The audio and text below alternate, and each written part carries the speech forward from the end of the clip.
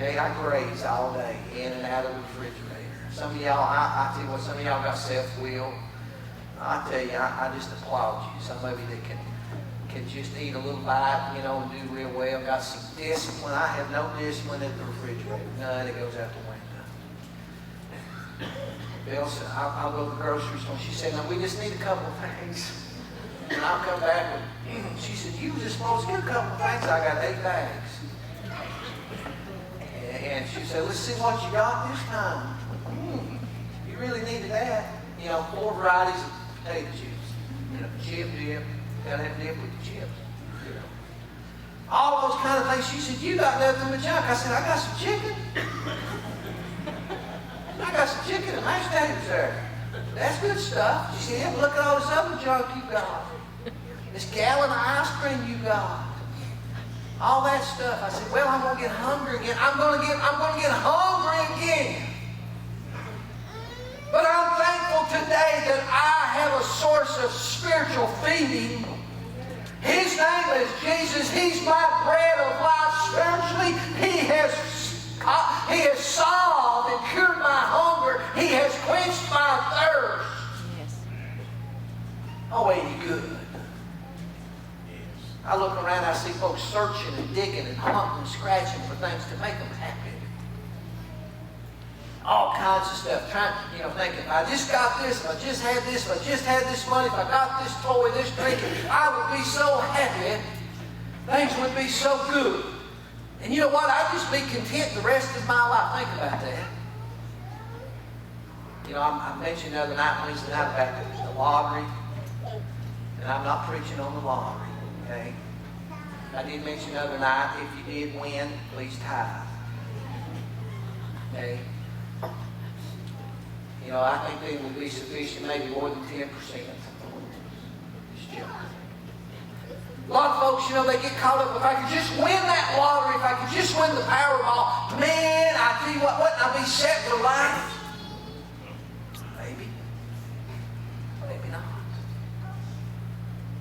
Maybe you win that and about 6 weeks later you're out spending as fast as you can and you're on one of your cruises or worldwide tours or getting off the plane in some foreign country and just got the world by the tail and you go, oh man, something bothered me.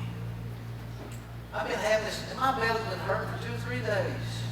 I think I'll go to the doctor when I get home. And you go to the doctor and they start checking and they feel around and they do some tests and they come back and they say, oh, we got bad news. You are terminally ill. You're going to die in 6 weeks. Now, all of those monies that you got, all of the checks, all of the sweepstakes, all of the so many $1,000s for a week for the rest of your life, what's it worth? You got nothing. You got all this big pile of money, and in 6 weeks you're going to be dead. You could be bedridden. You say, hey, what you thought would cure all of the hunger and cure all of the pains and all of the issues and all the things you desired all of your life, all of a sudden you got it and then boom. There's still an emptiness there. But I'm going to tell you something. When you meet this man Jesus, the hunger goes away. The thirst goes away. I'm thankful that I know him and he knows me. I'm thankful that when I get up every day, I say, thank you, Lord, for your blessings on me. Thank you, Lord, that you've allowed me another day to step out of my house. Wade was asking, he said, how many more days you got before you go back to school? I said, not counting, but 5 days next week and 1 the next 6. He said, you sound like a man in prison. Scratching him on the wall. I said, it's kind of that way. And you know, I joke about that. I've been out to the schoolhouse, stayed for a few minutes, got sick, and had to go back home.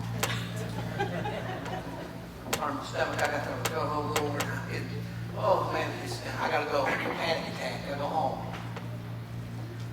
School's right around the corner. And I joke about it, you know, my favorite 2 months of the year are June and July. Somebody said, what do you teach school for? I said, June and July. Those are 2 wonderful months. School will be starting up here. For me, here I've got one more week of freedom and one day. Then it's back to the grind. But you know what? I get a little facetious with that joke, but you know what? I'm thankful that God has provided me with good employment. He's given me a good job. I'm indoors in the air conditioner where a fat boy needs to be. You know, I deal with a few issues every now and then, but He's blessed me with a way to provide for my family, to pay my bills, buy them gallons of ice cream, and tubs of popcorn. He's provided all of those things. He's provided every need that I've got, Wade. Every need. Not every want, but every need. Every need. He's provided. And He provided the most important need that I had, my spiritual need, when He saved my soul. He's the bread of life. Are you hungry today? Are you thirsty? Is there something missing in your life? Do you need to come to the source? His name's Jesus. And He said, you'll never hunger and you'll never thirst again